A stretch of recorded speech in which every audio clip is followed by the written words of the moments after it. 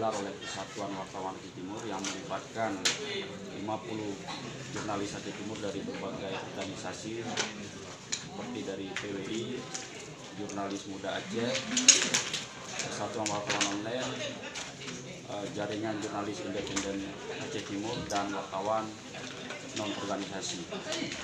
Alhamdulillah, pelaksanaan pelatihan ini berjalan sukses dan lancar dengan menghadirkan pemateri, yaitu Bapak Pihak Dinamika, Redaktur Harian Serambi Indonesia, dan Bapak Ferry Effendi dari Ikatan Jurnalis Televisi Indonesia Provinsi Aceh, dan Bapak Saparudin, Ketua Yayasan Advokasi Rakyat Aceh.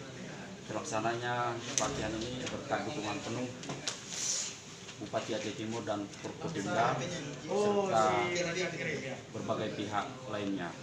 Alhamdulillah, tujuan pelatihan jurnalistis ini untuk meningkatkan kemampuan dan kualitas para rekan-rekan media yang bertugas di Aceh Timur, baik itu dari media elektronik, cetak maupun online, di mana saat ini bahwa tantangan jurnalis itu penuh resiko.